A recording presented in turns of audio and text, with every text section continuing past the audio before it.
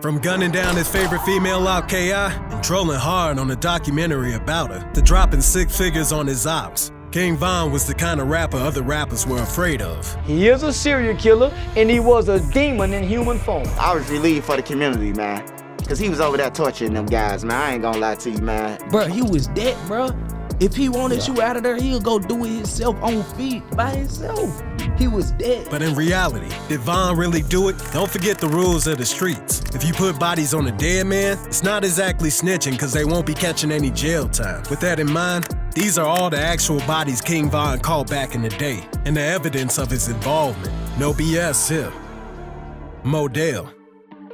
One of the murders pinned on Von after his death was the killing of Modell McCambry. It all started with Modell stumbling on the body of his cousin, 21-year-old King Doc, on April 28, 2012. King Doc had, according to his family, already left the gangster life behind him. He had been out of prison for 2 months and was trying to get his painter's license. He had gotten a GED while in prison and was trying to be a good role model to his younger relatives, teaching them to avoid a life of crime. However, no good deed goes unpunished. One hot afternoon in April 2012, Monroe was thirsty after painting at his aunt's building. He left the work site and walked down the block to a convenience store. That's when 4 men pulled up and started spraying. King Doc was hit, and he stumbled and fell into a patch of tall weeds in an empty lot. The police came to investigate, clean up the scene, and took off. They didn't notice him, so he laid there. It wasn't until hours later that his dead body was discovered by 16-year-old Modell McCambry. Modell, however, didn't learn any lessons from his cousin's brutal murder. At just 17 years old, he became involved in gang activity. He was posting pictures on social media with dangerous gangbangers like K.I. That's when King Von came into the picture. See, Von and the rest of Old Block had some serious beef with STL, the kind of beef that was on site, the kind of beef that led to the brutal murders of multiple gangbangers from both sides. Von took this beef very seriously, and he spent a lot of his time taunting his STL rivals online and publicly talking about his plans to slide on them. Unfortunately for Modell, he was affiliated with STL and was one of Von's ops. Fast forward to the 13th of October 2012. King Von had hopped on Twitter and posted, "Man, somebody get me real quick." 30 minutes later, he posted, "Hi," and 45 Glock me. That same night, just an hour and 30 minutes before those tweets,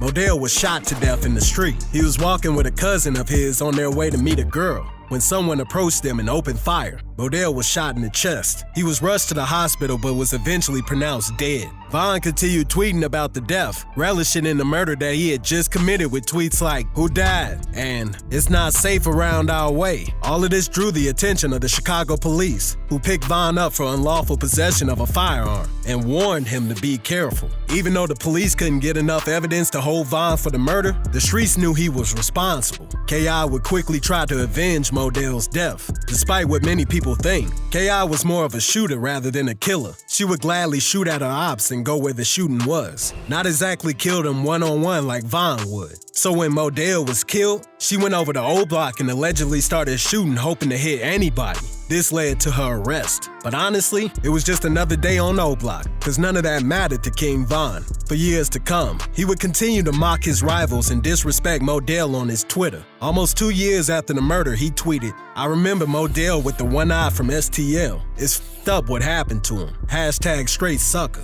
None of this was enough to conclusively find Von responsible for the murder. However, all that changed after his death. According to police documents, King Von was positively identified by multiple witnesses. But this still wasn't enough for police to conclusively pin this murder on Von. However, during the investigation, Von was shot and killed in Atlanta, and police hoped that this would reduce any fears of retaliation by the witnesses. After conducting more interviews, they conclusively determined that King Von was the sole shooter and released a police report stating it. While Von was still alive though, there was one shooter still gunning after him, and that was K.I. She was looking to avenge Modell's death, but faced a tragic fate at his hands. K.I. There's 2 murders the police could never pin on Von. At least they couldn't while he was still alive. One of them was the murder of the 17-year-old gangster disciple named K.I. She was tied to a street gang called STL EBT. K.I. was rumored to be involved in the killing of an OG from Old Block named O.D. Perry. Although some people like Trench's News say K.I. was never the killer people painted her out to be. Like, K.I. then ran around, put a gun in the air, chase people off the block, but I ain't never heard she killed nobody, man. I'm gonna keep it real with you. Nah, K.I., that's why she dead now, man. Because people like Lil J and them and everybody else geeking them up, she killed him. One thing's for sure, she had a deep hatred for O-Block and was bent on getting revenge for her fallen friend Tuka. After all, they were the ones that killed him. All this meant was that she was one of King Von's ops. In fact, she was probably his favorite. They would have long back and forths dissing each other on Twitter and making fun of their dead homies. In fact, it wasn't all on Twitter either. What was likely their first interaction happened on September the 25th, 2012. It all started with Von bragging about catching a female op lacking and beating her up on the train. K.I., being the victim that Von was talking about, responded to the tweet, saying all she took was a couple of bruises. This would be the beginning of a back and forth that would last years. This wasn't just dissing or Twitter beef either. These two were passing actual death threats back and forth,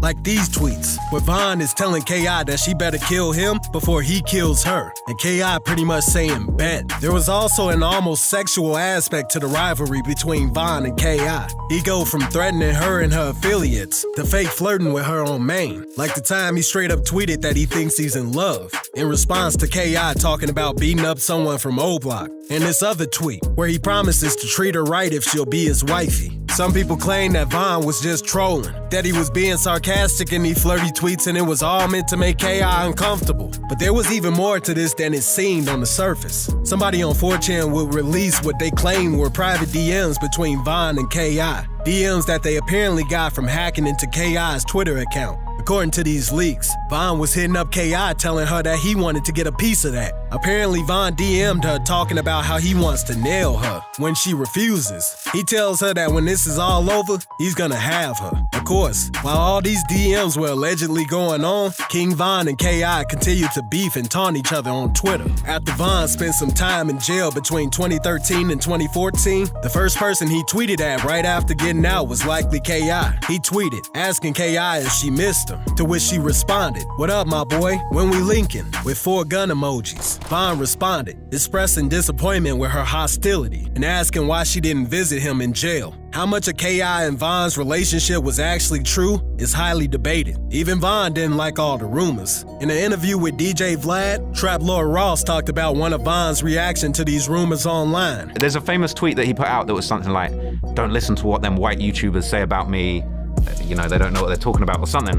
No matter how much of their back and forth was true, it culminated in a couple of tweets from K.I. on April 11th. Tweets that turned out to be her last. First, she tweeted something ominous in the early hours of the day. In the end, we died. By noon, she tweeted what appeared to be her location. K.I. was on the 64th block of South Eberhard Avenue, only a few minutes walk from O-Block. Not too long after the tweet, K.I. would be gunned down. According to a witness, the shooter hopped out of a car and caught K.I. and another man unaware. K.I. was hit 9 times and was declared dead a couple hours later. Of course, right after the kill, Von would hop back on Twitter to diss his dead op and celebrate the murder. Von would tweet that he's lost a lot of friends, so his enemies must get it. He'd go on to copy one of K.I.'s old tweets saying, "I see motherfuckers won't get the picture till they get put in the frame." Von would later tweet at K.I., "Miss my old with even more laughing emojis. King Von would end up getting picked up by the police in connection to K.I.'s murder.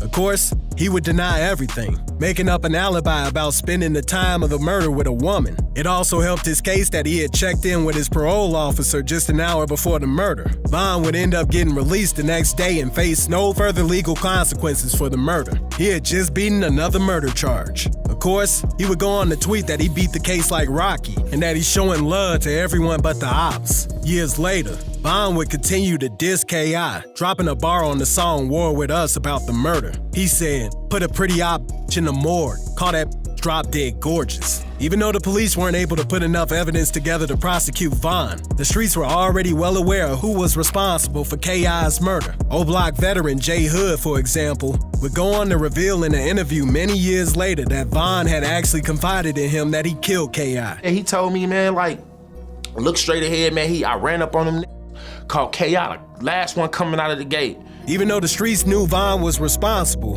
the media didn't know what was going on, and that allowed Von to do one of the wildest things any gangster has ever done in the history of Chicago drilling. On May 23, 2019, a documentary about K.I. would air, titled The Secret Life of a Gang Girl. It was a piece about the life and death of K.I., exploring what it was like to be a ruthless female gangbanger. This documentary had a few interviews, as you would expect, but one of the people picked for the interview was none other than King Von, the man responsible for her brutal murder. He featured prominently in the documentary as an admirer of K.I., someone who was pursuing her romantically, and in his words, trying to f*** her. Yeah, I was trying to f*** her.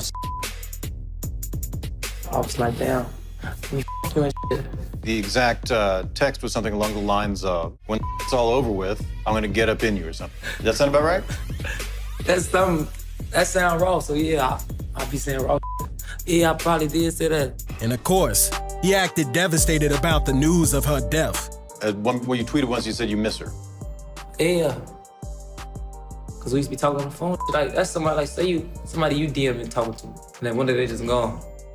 Now you like, damn, who the f*** I'm gonna talk to now? Von was most likely trolling the documentary crew, but if anything, it proves that the DMs between Von and K.I. might be completely true. Eventually, a year after Von's death in 2021, the Chicago police released documents about the murder of K.I. They had gathered enough information to prove that King Von was the person that shot K.I. to death. They gathered witness testimonies from the people closest to K.I., including her brother, FBG Butter, although Butter claimed someone else was responsible for the murder. You gave a statement on the shooter. Yeah. Hey, who did you see? Dark-skinned man, missing tooth, birthmark, or something on his face. Okay, that's not King Von. It's not At all. Despite what he said in the interview with DJ Vlad, some say Butter's story was not consistent, and he just didn't want to give Von credit for killing K.I. Either way, the authorities gathered all the information they needed to link him to the shooting, and that was thanks to two things: Von's death and the murder of another person Von had killed before K.I., Malcolm Stuckey. He wasn't a gangbanger, he wasn't an op, and he wasn't one of the many people King Von was trying to kill. But even that wasn't enough to save him from Von's hands. Malcolm Stuckey was a 19-year-old college student. He was a college basketball player and a museum janitor. On May 29, 2015, he pulled up in a Pontiac Grand Prix to his friend's birthday party in Inglewood, Chicago. Not long after, a bullet went straight into his skull, killing him. That bullet was fired from King Von's .40 caliber Smith & Wesson, or at least that's how police tell it. So why did Von kill an unaffiliated teenager that day? To answer that, we have to go back a couple of hours. King Von, who was 19 at the time, arrived at the same party Malcolm was on his way to. It was an ordinary birthday party, and everyone was there to just have a little bit of fun. King Von, on the other hand, wasn't the kind of guy to miss the opportunity to slide on his ops. So when he spotted two members from a rival gang at the same party, he ducked out, grabbed a friend, and told a partygoer on the phone that he'd be back, and they should take the children inside. King Von was ready for a shootout. Some people wonder why Von didn't just leave and go home that day. Well, a black disciple, an affiliate of Von's, Big Mike, talked about exactly that in an interview. Everybody can walk away, you feel me? It's always about pride when you a street, because I don't want you to go back and tell nobody that you me at a party. You hold me at a party. You had me nervous to the point where you made me leave. I don't want you walking around talking about that, because it's gonna get everywhere. King Von actually returned about 45 minutes later with Big Mike fully strapped. At this point, Malcolm Stuckey had already arrived and gone out to the sidewalk to smoke a quick blunt. That's when bullets started flying. One of Von's ops spotted him and Big Mike, so he started running and firing at him. Von chased him down, firing and shouting, "Why you running?" By the time they got to the front of the house, Malcolm was face down on the grass, bleeding out. But that didn't stop Von or Big Mike. They were there to kill their rivals, and both men kept shooting. According to Big Mike's police interviews, he hit one man in the foot, and Von shot the other in the face, breaking his jaw. Shortly after that, the pair were back in the car making a quick getaway. Malcolm Stuckey was declared dead at the scene, and the other two shooting victims survived. At first, it seemed like King Von and Big Mike were gonna get away with this murder, but 2 months later, both men were in police custody facing serious charges. King Von was charged with 1 count of murder and 2 counts of attempted murder. Big Mike initially turned on his affiliate, agreeing to testify against him, hoping he could secure a deal with the prosecutors for a lighter sentence. For a while there, it looked like King Von was gonna get locked up for life, But it turned out, Von wouldn't be facing the consequences of his actions just yet. Big Mike changed his mind and refused to testify against Von. And none of the witnesses who claimed they saw Von at the scene of the crime agreed to come forward. Just like that, he beat the case. King Von was acquitted due to lack of evidence and was once again a free man. Big Mike, on the other hand, was sentenced to 28 years in prison for aggravated battery with a firearm. 12 of those were for backing out of his deal with prosecutors. In true King Von fashion, he dropped the next couple of bars about the whole situation in the song, What's Next? He said, I ain't tell nobody I don't condone snitches. I told on me he got a longer sentence. I think they gave him 28. He rather talked than listened. Was the only one that told they killed the other witness. When it came to rapping about his misdeeds, King Von was never the type of guy to play around. Lyrics like this will have you wondering why Big Mike changed his mind and why no witnesses were willing to take the stand. As for Big Mike, he didn't end up spending the whole 28 years behind bars. He filed an appeal over the shooting, arguing the cops couldn't actually prove that he shot anybody that day. And since neither his ops nor bystanders were willing to testify, Big Mike won and got his sentence reduced to 9 years. He became a free man back in 2023. Of course, he was immediately booked for interviews. In one interview with No Jumper, Big Mike talked about why King Von never dissed Malcolm Stuckey after his death and never really brought him up when talking about his bodies. Even the most hardened killers gon' have some type of heart. You feel me? Dude was an innocent bystander. He ain't had to do with none of that was going on. So a motherfucker don't feel some type of way about that. I don't give no who you is. Unless you just real cold-blooded, like, but you care about your peoples and you knowing, like, you know what I'm saying, them other them, but you know what I'm saying? He ain't had nothing to do with that. Maybe Bond did have a heart, at least when it came to innocent bystanders. He didn't have a heart when it came to dealing with his ops, though. At least not when it came to this next body pinned on Von. P5.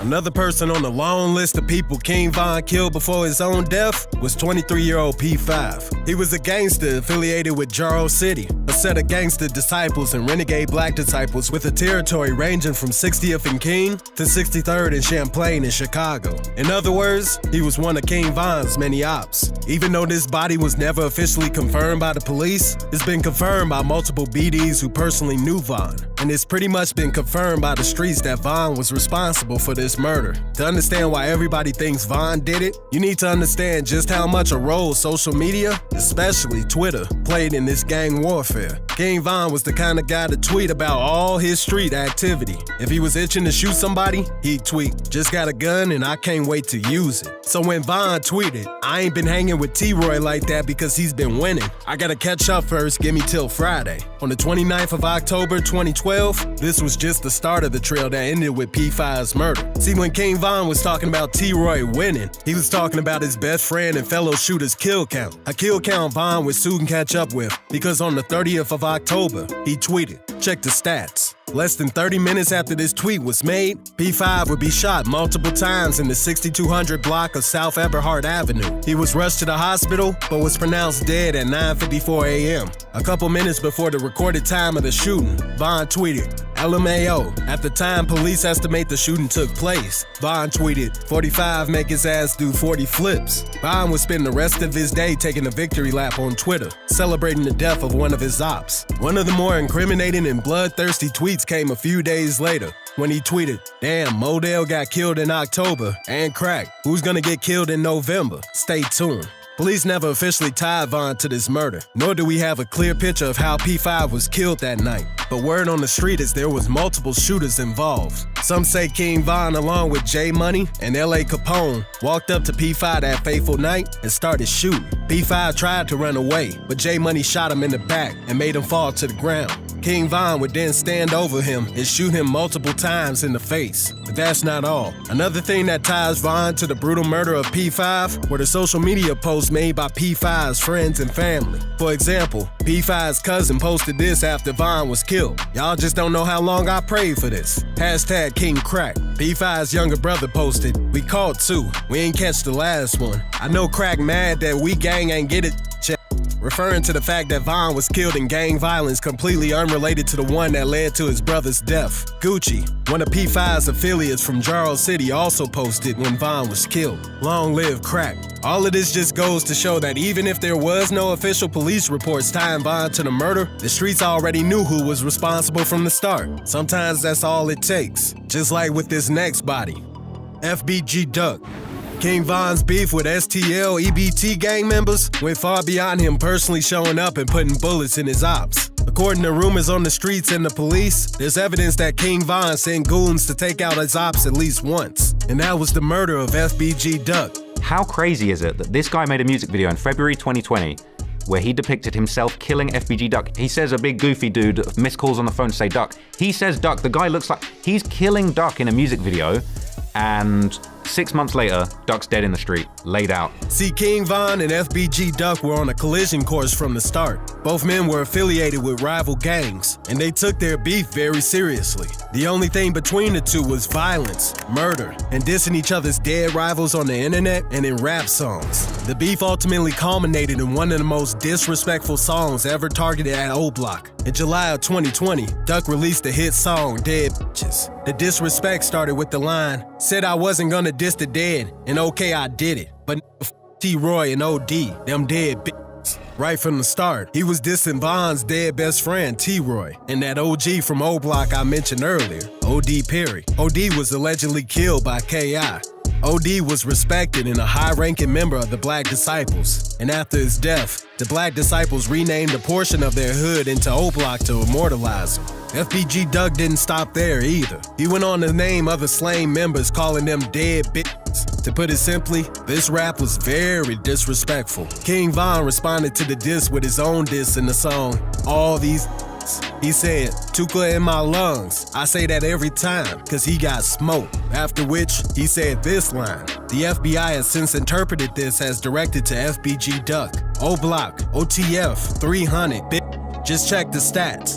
Said he be throwing shots. I bet he catch him back. The song was released on the 5th of August 2020. Just one day before it came out, FBG Duck and his girlfriend had gone shopping for a present for their son at the Dolce & Gabbana store in the Gold Coast area of Chicago. At 4:26 p.m., the ops called him lacking. He was assassinated by 4 people who pulled up in cars and shot him while he was shopping. He was hit 16 times in the neck, chest, and groin, severely wounding him. A total of 38 shell casings were found on the scene. Videos started popping up all over social media of FBG Duck, laid out in excruciating pain, slowly dying. In the Gold Coast right now, they shot FBG Duck, man. I don't know who shot him, man. I just ran into this, y'all. Man, they shooting in the Gold Coast of Chicago, bro. Chicago is not a safe place to be. You cannot even go downtown and enjoy your day without violence, bro. Look at this, bro.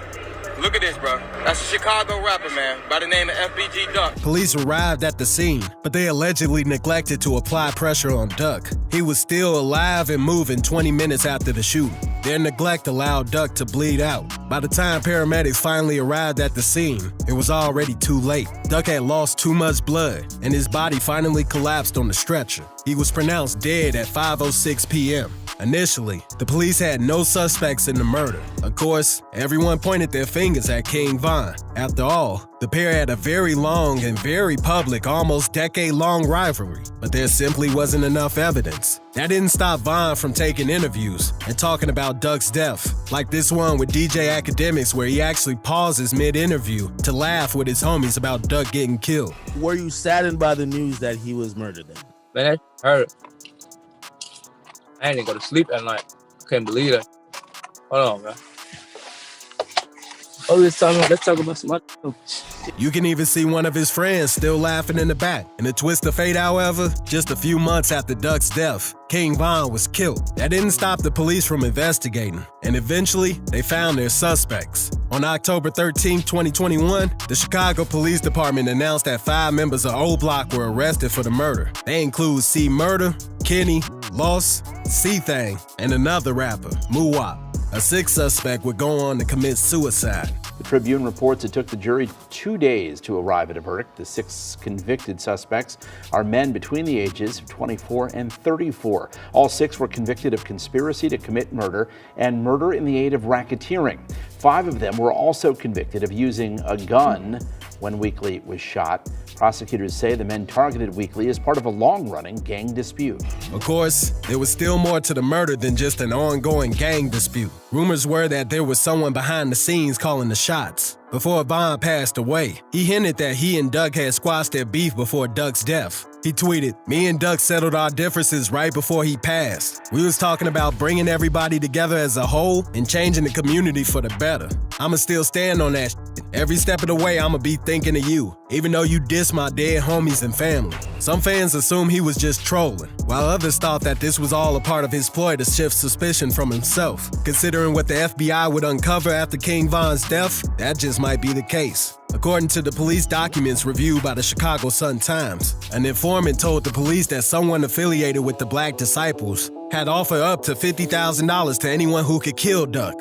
The offer was later increased to $100,000. Another informant told police and the FBI that Duck had a price on his head. Although the name of the person who offered the money wasn't revealed, the informant gave him some very revealing clues about the person's identity. He claimed the person had bought custom-made necklaces for the members of the Black Disciples in O Block. And guess who was just caught online flexing the chains that he had just bought for his O Block crew? King Von. There was also the fact that Von couldn't help but take a victory lap after Duck's murder. He posted on social media, "GOAT," a few minutes after Duck's murder. And of course, he dropped some disrespectful lyrics to celebrate as well. On the song Me and Duty Lou, OTF Duty Lou rap, "You get to collect and we'll blick you at the store." Doing hits and rides with Drakes and the Mozzie. You ever smoked a still over a body? I made $1 million off peas in the street. Put a bag on your head and you dead in a week. When it came to King Von, he outright snitched on himself about the $100,000 bounty. He rapped, "Ain't no discussion. When we touch him, they gon' have to rush him right to the hospital. That's what he get, that's repercussion. That